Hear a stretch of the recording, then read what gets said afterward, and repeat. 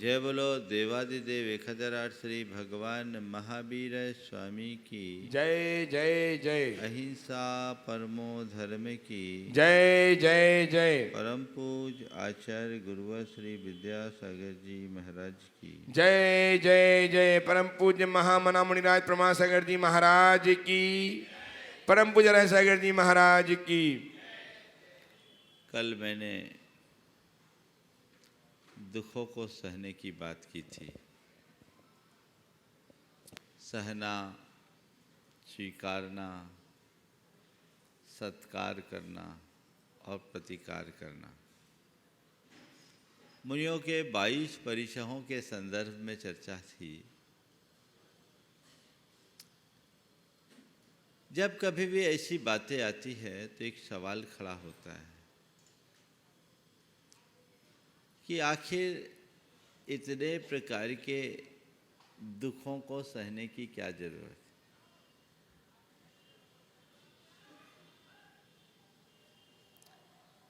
हम इतना दुख है, इतना कष्ट क्यों सहते हैं? क्या बिना दुखों और कष्टों को सहे हम अपने मुक्ति के मार्ग को प्रशस्त नहीं कर सकते? हमें उस दिशा में भी प्रयास करना चाहिए।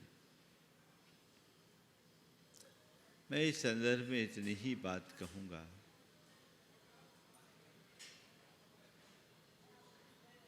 कि दूध को तपाने के लिए बर्तन को तो तपाना ही पड़ता है। स्वर्ण पाषाण को तपाए गलाए बिना उसमें संचित कालिमा और किट्टिमा कभी भी नष्ट नहीं होती। जीवन के निखार और परिष्कार के लिए हमें कष्टों को सहना ही पड़ता है। आचार्य कुंदकुंद इस संदर्भ में बहुत स्पष्ट मार्गदर्शन देते हैं और कहते हैं अपना उद्धार करना है तो अपने आप को तपाओ, अपने आप को खपाओ, कष्टों को सहो। अदुख भाविदम नानम दूहे जादे विनश्यदि तम्हा जहा बलम जोई भावः दुखस भावना। बिना दुख से पाया हुआ ज्ञान यानी सुखपूर्वक पाया गया ज्ञान दुख आने पर विलीन हो जाता है। इसलिए हे योगी, जब तक तुम में बल है, शक्ति है, सामर्थ्य है, दुखों की भावना भाव। इसका मतलब दुखों को सहो। तुम जितना सहोगे उतना समर्थ बनोगे। और आज की 4 बातें दुख सहना, भोगना, देना, दूर करना। दुख को सहना, दुख को भोगना, दुख देना और दुख दूर करना। ये 4 स्थितियां दुख से जुड़ी हुई है। ज़्यादातर लोग दुख भोगते हैं कि नहीं? महाराज भोगते क्या, भोग ही रहे हैं। थोड़ी बहुत अनुकूलताएं, सुविधाएं होती है तो मनुष्य अपने दुखों को भूल जाता है। यदि गहराई से देखा जाए तो मनुष्य का जन्म ही दुखों से होता है कि नहीं होता है? प्रसव की पीड़ा को पार करके ही हम जन्म लेते हैं और प्रसूति तो बाद में होती है। माँ के पेट में ही हमें अंग को संकुचित करके रहना पड़ता है। दुख से तो हमारे जीवन का निर्माण हुआ, लेकिन मनुष्य उसे पल में भूल जाता है और थोड़ी बहुत अनुकूलताएं आती है तो उसमें इतना मगन और मदहोश हो जाता है कि बाकी बातों का उसे कुछ भान ही नहीं होता। और फिर ऐसी स्थिति में यदि कदाचित थोड़ा बहुत दुख आ जाए तो वो उसके लिए बड़ा दूभर होता है। जिन लोगों के जीवन में प्रारंभ से संघर्ष होता है। जिन लोगों को कठिनाइयों और मुश्किलों का सामना करना पड़ता है, उनके सामने यदि दुख आते हैं तो कोई फर्क नहीं पड़ता। जो रोज बीमार है, जिसको अक्सर बुखार होता है, उसे थोड़ा बुखार आ भी जाए तो वो कहेगा भैया ये तो मेरे रोज का काम है। लेकिन स्वस्थ रहने वाले व्यक्ति को हल्का सा सिर दर्द भी हो जाए तो बेचैनी होती है।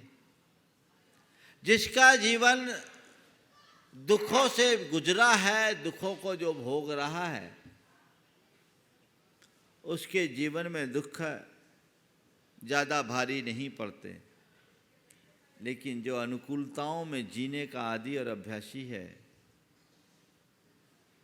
उसके सामने आया हुआ छोटा सा दुख भी उसे विचलित कर देता है। आपने विचार किया डिप्रेशन में कौन आता है? पढ़े लिखे लोग या अनपढ़ गंवार? पैसे वाले लोग या गरीब मजदूर? उच्च तबके के लोग या जिन्हें आप निम्न तबका का मानते हो वो?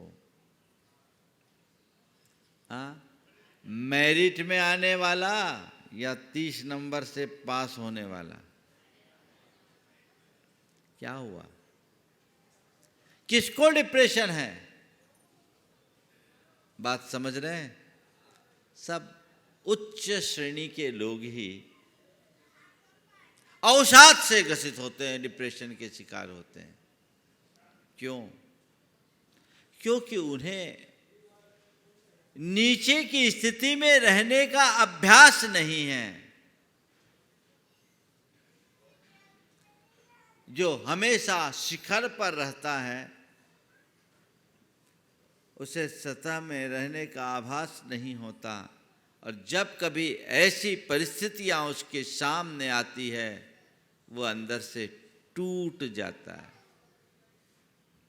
संत कहते हैं थोड़ा गहराई से समझो और जीवन को सही दिशा में आगे बढ़ाने का प्रयत्न करो। आचार्य कुंद कहते हैं समय पर किसी का जोर नहीं चलता, कब किसके साथ कैसे संयोग बन जाए कहा नहीं जाता। इसलिए क्या करो? दुखों को सहो, पर दुखों को सहने में तुम तभी समर्थ हो पाओगे जब सुख की घड़ी में भी दुखों के सहने का अभ्यास बनाओगे। सुख की घड़ी में भी दुखों को सहने का अभ्यास बनाओ। तपस्या करो। क्यों करो? इसलिए करो कि कभी कोई समस्या आ जाए तो मैं विचलित ना हूं। परिसह सहो। क्यों सहो? अचानक परिस्थिति बिगड़ जाए तो मैं कमजोर न पड़ूं। देखते हैं युद्ध तो यदा कदा होते हैं, पर युद्धाभ्यास नित्य जारी होता है। युद्ध छिड़ने पर तुम क्या करोगे? अगर युद्धाभ्यास अच्छा होगा तभी अचानक छिड़े हुए युद्ध में तुम विजय पा सकोगे। यदि युद्धाभ्यास नहीं है और युद्ध छिड़ जाए तो तुम्हारी हालत खस्ता होनी है, इसमें कोई संशय नहीं। तो युद्ध कभी भी छिड़ सकता है। अतः अपना युद्धाभ्यास बना के रखो, उसमें किसी प्रकार की शिथिलता नहीं रखो। क्या पता कब कौन से कर्म का उदय आ जाए, क्या पता कब कौन सा संयोग बन जाए, कब कैसी परिस्थिति निर्मित हो जाए। तो इसके लिए तुम्हें चाहिए कि तुम अपने आप को मानसिक रूप से पूरी तरह तैयार रखो कि कुछ भी हो हम तैयार हैं। कुछ भी हो हम तैयार हैं। हम अंदर से स्ट्रांग है, मजबूत है। परिस्थितियां मेरा कुछ भी बिगाड़ नहीं सकती। एक साधक यही करता है और साधक है ही उसी का नाम। साधना एक अभ्यास है, कल मैंने कहा था। धीरे धीरे कष्टों और परेशानियों को सहने का अभ्यास, उत्तरोत्तर हम सहते जाएं। वो अभ्यास जब हम प्रबलता से करते हैं तो वो हमारे जीवनोत्कर्ष का आधार बनता है।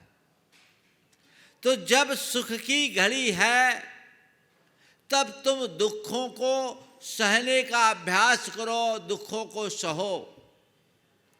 चला चला कर उपवास क्यों करते हैं?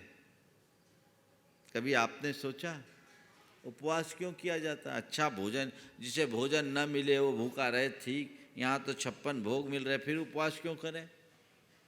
कह सकते हैं भैया उपवास, तुम्हें भोजन मिल रहा है, इस बीच में भी उपवास इसलिए करो कि क्या पता कब तुम्हारा भोजन छूट जाए तो तुम्हें परमुखापेक्षी न बनना पड़े। तुम अपने अंदर इतनी क्षमता विकसित कर लो कि 10-5 दिन बिना भोजन के भी रह सकते हो।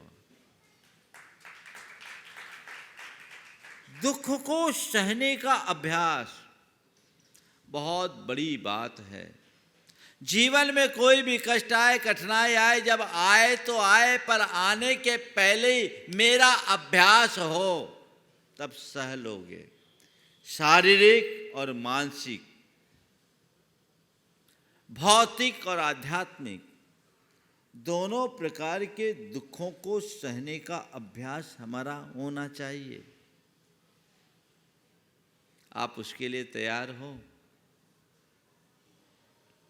कष्ट को सहने वाला मस्त होता है और कष्ट को भोगने वाला त्रस्त रहता है। क्या चाहते हो, मस्त रहना या त्रस्त होना? मस्ती में जीना चाहते, जो है उसका स्वागत करो, स्वीकार करो, सहो। सहने का अभ्यास करो। वहीं नीचे से चला दो।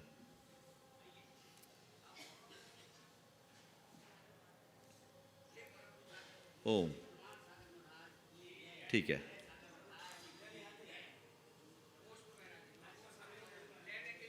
ओह, देखते हैं। तो मैं क्या कह रहा था? सहो, सहने का अभ्यास करो। अगर सहने का अभ्यास तुम्हारा प्रबल होगा तो तुम्हें दुखों को सहने में कठिनाई नहीं होगी। अपने मन से पूछो, कई अचानक कोई दुख आता है तो तुम्हारी क्या परिणति होती है? साधारण आदमी तिलमिला उठता है, लेकिन जिसे दुख का सहने का अभ्यास है वो दुखों की घड़ी में तिलमिलाने की जगह उसे एक अवसर के रूप में देखता है कि चलो एक मौका मिल गया मुझे, मेरे लिए तपस्या का। उसे पता है बादल आए छटेंगे। आत्मा के सूरज का दुख के बादल कुछ भी बिगाड़ नहीं कर पाते। आते हैं, छाते हैं, लेकिन ज्ञान की हवा चलती है, सब छट जाते हैं। दुखों के बादल आएंगे, छाएंगे, तुम्हारे ताप और तेज को प्रभावित करेंगे, लेकिन ज्ञानी तो समझता है बादल आए हैं, थोड़ी सी हवा चलने की देर है, और अंदर से ज्ञान की हवा चलती है, सारे बादल तितर बितर होते हैं और आत्मा का सूर्य पुनः उसी प्रताप और प्रकाश के साथ प्रकट हो जाता है। उतना ही तेज, उतना ही प्रताप अपने अंदर विकसित होना चाहिए। तो आप सबसे मैं कहता हूं, सुविधावादी बनने की जगह साधक वृत्ति को अपनाएं। सुविधावादी वो है जो साधनों का आलम्बन लेता है, और साधक वृत्ति का मतलब है जो साधना के मार्ग को अंगीकार करता है। सुविधाओं को भोगना उलझन है और सुविधाओं को त्यागना साधना। सुविधाओं को भोगना उलझन है और सुविधाओं का त्यागना साधना। अगर तुम अपने जीवन को साधना चाहते हो तो सुविधाओं को त्यागो। अरे महाराज इससे तो अनकंफर्ट होता है, परेशानी होती। ठीक है, बाहर से अनकंफर्ट हो, लेकिन तुम्हारे पास तत्व ज्ञान है तो तुम 24 घंटे कंफर्ट जोन में रहोगे, फिर तुम्हें कोई कठिनाई नहीं, अपने आप रास्ता खुलेगा। सहने का अभ्यास कीजिए, थोड़ा थोड़ा थोड़ा थोड़ा थोड़ा। अगर प्रारंभ से अभ्यास करोगे तो तन हो या मन, दोनों प्रकार की परेशानी तुम्हें परेशानी जैसी नहीं लगेगी। मेरे संपर्क में ऐसे अनेक लोग हैं जो खूब साधन संपन्न हैं, लेकिन उसका उपभोग नहीं करते। एयर कंडीशन कमरे में रहते भले हैं, पर एसी चलाते नहीं। प्रचंड गर्मी में भी बिना पंखे के रहते हैं।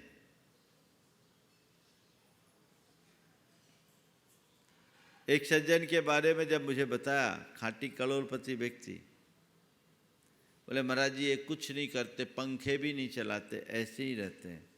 मैंने उसकी तरफ देखा तो उसने कहा, जो बात कही वो बात सबको ध्यान देने योग्य है। उन्होंने कहा कि महाराज जी मैं ये सोचता हूँ आप मुनिजन भी तो ऐसे ही रहते हैं, मैं भी तो रह करके देखूँ। आप तो 24 घंटे में एक बार भोजन करके इतनी गर्मी सर्दी बहते सहते हो, हम तो दिन भर खाते पीते रहते हैं, थोड़ी सी सर्दी गर्मी सहने में क्या कठिनाई है। और महाराज हम जब ऐसा करते हैं तब हमें आभास होता है हम क्या कर सकते हैं। आप लोग गीत गाते हैं, दुख से घबराओ नहीं मेरे भाई, दुख ही तो जीवन का अंदाज है, श्रृंगार है। तो दुख से कौन घबराता है? जो दुख को सह नहीं पाता है। एक बात और ध्यान रखना, दुख को से घबराने से दुख दूभर होता है, और दुख को सह लेने से दुख दूर होता है। दुख से घबराओगे तो दुख दूभर होगा, और दुख को सह लोगे तो दुख दूर होगा। क्या करना चाहते हो? दुख को दूना करना चाहते हो या दुख को दूर करना चाहते हो? क्या करना चाहते हो बोलो? हाँ क्या? थोड़ा जोर से बोलो। तो अब क्या करना है? क्या करना है? सहना है।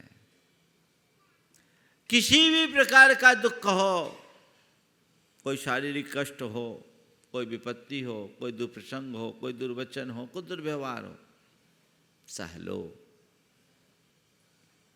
सहोगे तो समर्थ बनोगे, ये सूत्र है। जितना बने उतना सहो। महाराज जी फिर क्या कोई बीमारी हो जाए तो इलाज नहीं कराओ? मैं ये नहीं कहता कि इलाज मत कराओ, इलाज कराओ। इलाज कराने का निषेध नहीं है, पर तन की बीमारी के साथ साथ मन का भी इलाज करो। तन की बीमारी का इलाज डॉक्टर के पास है और मन का इलाज तुम्हारे खुद के पास है। तुम्हें ये सोचना चाहिए बीमारी आई है, चिकित्सा करना मेरे हाथ में है। बीमारी एक दिन में आई नहीं तो जाएगी भी एक दिन में नहीं। मेरे हाथ में केवल चिकित्सा और परहेज है, वो मैं करूं, फिर धीरे धीरे अपने आप जाएगी। और बीमारी ये मेरे तन को है, मेरी चेतना में कोई बीमारी नहीं, मैं स्वस्थ हूँ। बीमारी की घड़ी में भी जो व्यक्ति स्वास्थ्य का अनुभव कर ले, उससे मजे में और कोई दूसरा नहीं।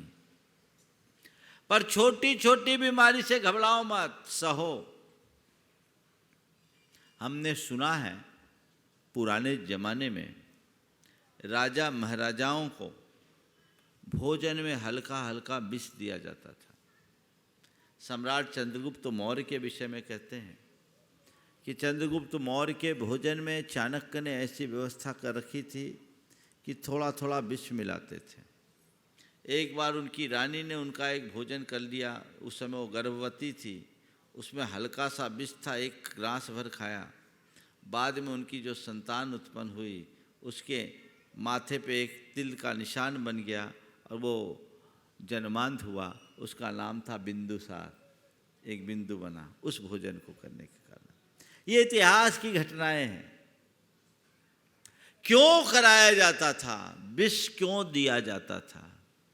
इसलिए कि पुराने जमाने में राजा महाराजाओं की हत्या के लिए कई तरह के कुचक्र रचे जाते थे। उसमें विष कन्याओं का भी प्रयोग होता था।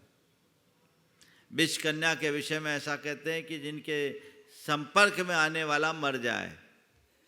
तो चाणक्य जैसे महामनीषियों ने व्यवस्था की कि इसको अभी थोड़ा थोड़ा जहर देते रहो ताकि ये शरीर जहर खाने में समर्थ हो जाए, जहर को झेलने में समर्थ हो जाए, और कोई विष कन्या भी इससे लिपट जाए तो इसका बाल बांका ना हो। ये एक दृष्टिकोण होता था। तो मुझे नहीं मालूम वो विष कन्या होती है या नहीं, पर परिस्थिति की विष कन्या होती है। परिस्थिति की विष कन्या तुमसे कभी भी लिपट सकती है, चिपट सकती है, और परिस्थिति की वह विष कन्या तुमसे लिपट कर, तुमसे चिपट कर तुम्हारा विनाश करे, उससे पहले उस विष को सहने की सामर्थ्य अपने अंदर विकसित कर लो। थोड़ा थोड़ा परिस्थितियों को अपनी तरफ से तैयार करके सहो। एक होता उपसर्ग, एक होता है परिसर। उपसर्ग अचानक आते हैं, लेकिन मुनियों को कहा, देख तेरे जीवन में कभी भी कोई उपसर्ग आ सकता है, इसलिए परिसरों को सहने का अभ्यास रख। तू परिसरों को सहेगा, परिसर चलाकर सहे जाते हैं। हाँ, अच्छे से कोई ऐसी विषम स्थिति आए उससे पहले ही तैयार हो जा। जाओ, धूप निकली है, चट्टान पर सूरज की तरफ मुंह करके बैठ जाओ। कड़कड़ाते की ठंड पड़ रही है, कोई बात नहीं, खुले चौपाल में जाकर के बैठ जाओ, रात बिता दो। ये परिसर सहने का अभ्यास है। इसको सहते रहोगे तो अचानक आने वाली बड़ी बड़ी मुश्किल को भी तुम सहने में समर्थ हो जाओगे। तो जैसे वो विष कन्या के प्रकोप से बचने के लिए राजाओं को थोड़ा थोड़ा विष दिया जाता है, वैसे ही परिस्थिति की विष कन्या से अप्रभावित रहने के लिए संत भी अपनी साधना में थोड़ा थोड़ा कष्टों का विषपान करते हैं। और हम तो यही जानते हैं, जो जिसने विष पिया वह शंकर बनता है। शंकर बनना है तो विषपान करने के लिए तैयार होना होगा, है ना? ये दृष्टि हो तो अदुख भाविदम नानम दुखे जादे विनश्यति। दुहे जादे विनश्यति। बिना दुख से प्राप्त किया ज्ञान, सुखपूर्वक प्राप्त किया ज्ञान दुख आने पर विनष्ट हो जाता है। इसलिए योगी तम्मा जहा बलम जोगी भाव दुखस भावना। तुम दुख को सहने का अभ्यास बना के रखो, दुखों को सहो, उसमें दुख हल्का होगा। मैं आपसे एक सवाल करता हूं, किसी ने आपको कुछ असंगत बोला, आपको दुख होता है? दुख होता है। बात चुभती है। अब आप क्या करते हैं? महाराज उसने एक बोला, हम 4 सुनाते हैं।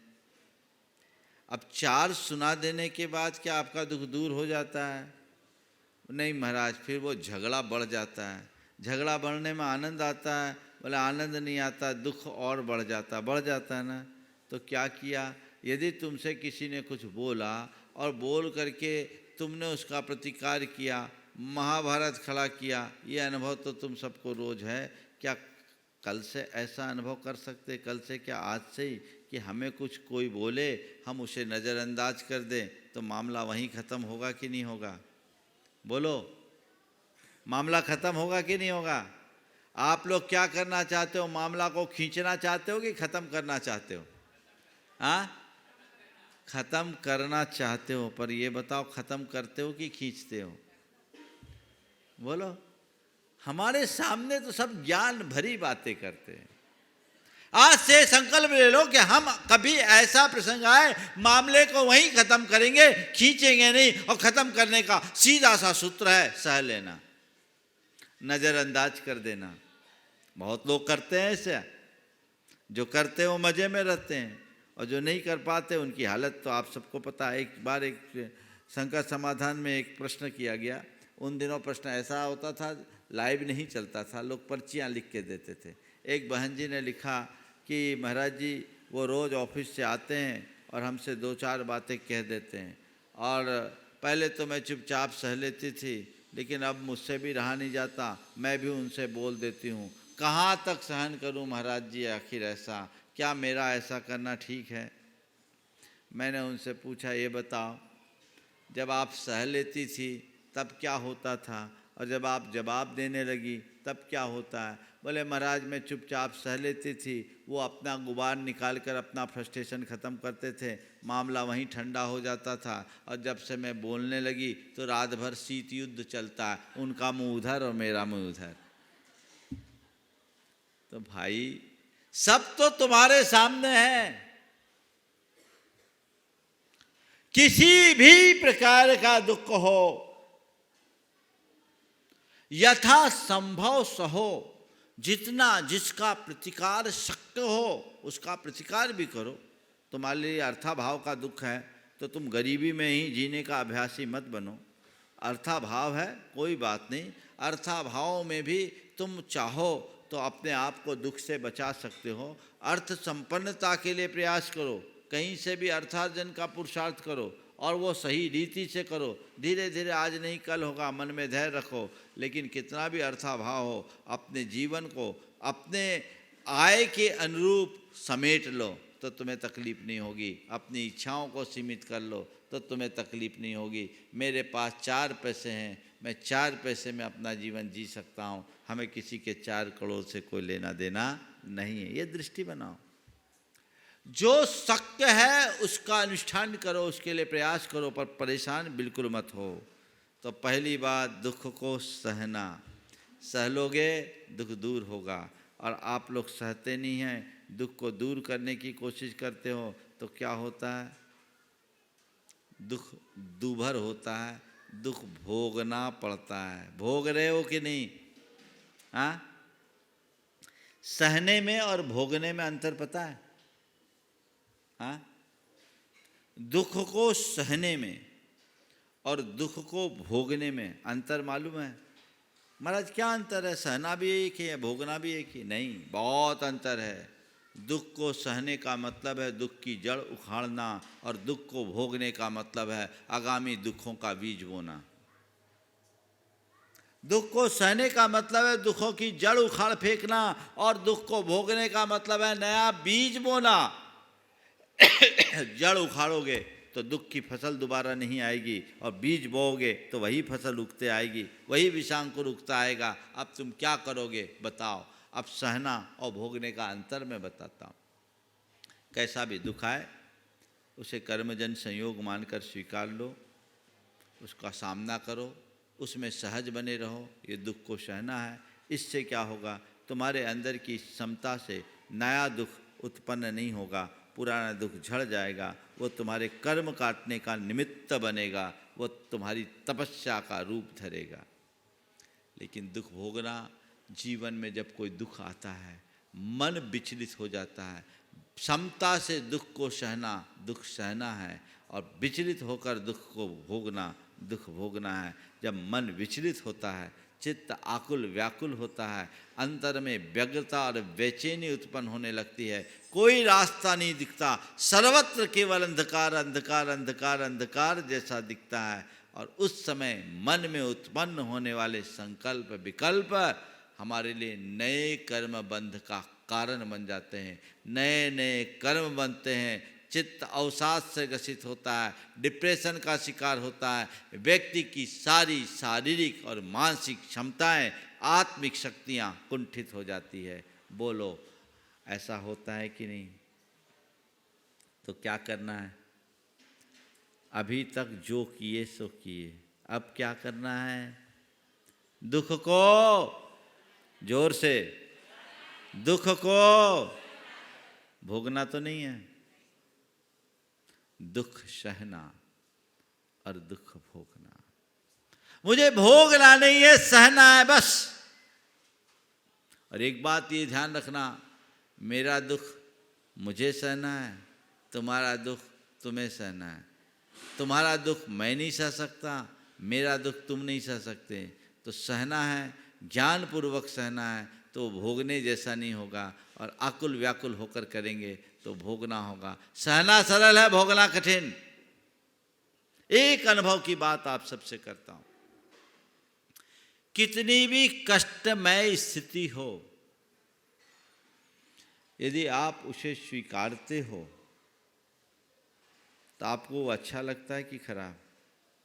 हाँ, जितने भी एडवेंचरस कार्य करने वाले लोग होते हैं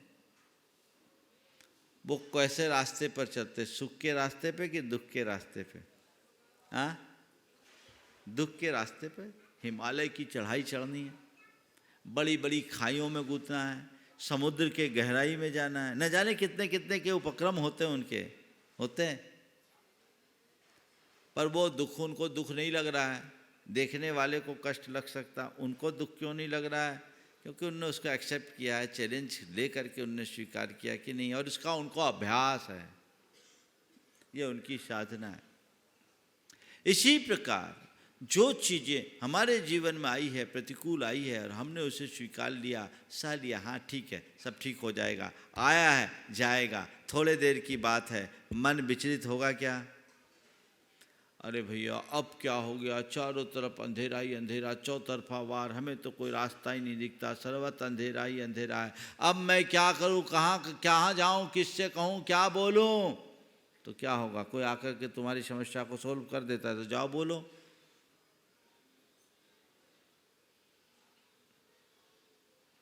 क्या कहा है? रही मन निज मन की व्यथा, मन ही राखो गोय, सब सुन के इठले हैं, सुन इठले हैं लोग सब, बांटन ले है कोई। सुन इठले हैं लोग सब, बांटन ले है कोई। अपने मन की पीड़ा को अपने मन में ही खत्म कर दो। दूसरों से बोलोगे तो कुछ नहीं, प्रकट रूप से कृत्रिम हमदर्दी भले प्रकट कर दे, पर तुम्हारा दुख बांट नहीं सकते। तो तुम्हारा दुख तुम्हारा है, तुम्हें ही सहना है, भोगना नहीं। ये बात अपने मन में बिठा लेना चाहिए। फिर तीसरा है दुख देना, और चौथा दुख दूर करना। दुख मुझे किसी को देना नहीं। कभी अपने जीवन में किसी को दुख मत दो, ये मुझे कभी किसी को दुख नहीं देना, ये संकल्प अपने मन में हो, ये प्रण अपने मन में होना चाहिए। दुख मुझे किसी को नहीं देना, किसी प्रकार का नहीं देना, किंचित भी नहीं देना। दुख सहना है, दुख देना नहीं। दुख सहना है, दुख भोगना नहीं। कब होगा? जब हम स्वयं के कष्टों के प्रति संवेदन सहनशील होंगे और औरों के कष्टों के प्रति संवेदनशील होंगे।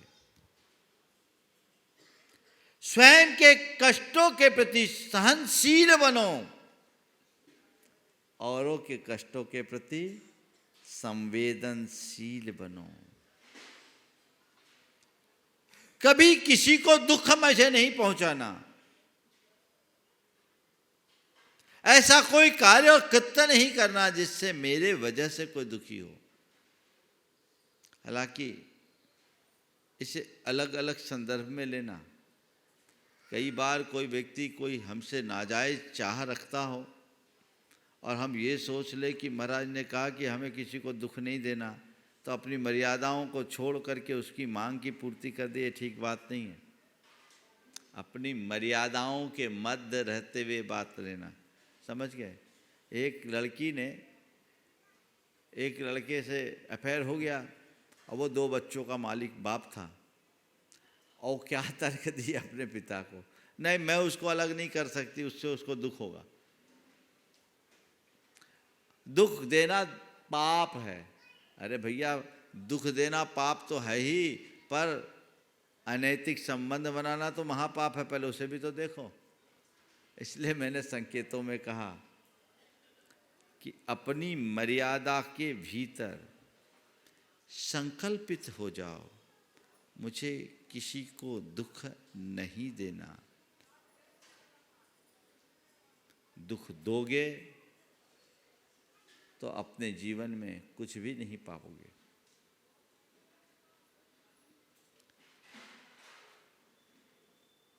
दूसरों को दुख देने वाला राक्षस, दुख को भोगने वाला जानवर, दुख को सहने वाला मनुष्य और सबके दुख दूर करने वाला देवता, क्या बनना चाहते हो? राक्षस से देवता। दुख दोगे तो राक्षसी प्रवृत्ति है, इससे बचो। दुख भोगना विवशता, ये जानवरों जैसी प्रवृत्ति है, पशुता, इससे ऊपर उठो। दुख सहना मानवीय पुरुषार्थ है, ये मानवीयता का आधार है। दुख सहेंगे और न केवल दुख सहेंगे अपितु दुख को दूर करेंगे। ये देवत्व है। किसी में कितना भी थोड़ा भी कष्ट हो तो उसे दुख दूर करो। जिस व्यक्ति का हृदय जितना संवेदनशील होता है वो उतना ही पर दुख कातर बनता है, और जो व्यक्ति जितना अधिक संवेदन शून्य होता है वो उतना ही औरों को दुख देता है। एक देवता और राक्षस में इतना ही अंतर है। देवता का रोम रोम संवेदनाओं से भरा होता है और राक्षस पूरी तरह संवेदन शून्य होता है। एक का हृदय मक्खन जैसा तो एक का हृदय पत्थर जैसा। तय करो तुम कहाँ हो। दुख दूर करना है, अपना भी औरों का भी। अनुकंपा, सेवा, दया आदि की जितनी भी वृत्ति है वो उस दुख को दूर करने वाली वृत्ति है। उस अनुरूप जब हमारा पुरुषार्थ होता है तो वो हमारे जीवन के लिए एक बड़ी उपलब्धि बनता है। वैसा जीवन में घटना चाहिए, तब हम कुछ पाएंगे। एक बात ध्यान रखना, हमारा जो जीवन है ना नितांत अवैयक्तिक है। दूसरा इसमें निमित्त बन सकता है पर दूसरा हमारा उद्धार नहीं कर सकता। अपने अच्छे बुरे का भोग हमें खुद को करना है। ये हमारे हाथ में है कि हम उसे किस रूप में ले पाते हैं। तो ऐसी दृष्टि अंतरंग में अगर जग जाए, बैठ जाए तो जीवन की दिशा और दशा परिवर्तित हो जाए। धर्म का यही सार है। हम पूजा पाठ करते हैं, स्वाध्याय करते हैं, दान करते हैं, व्रत उपवास करते हैं, लेकिन थोड़ी थोड़ी बातों में टूट जाते हैं। नहीं, ये तो ऊपर का धर्म है। अंतरंग धर्म क्या है?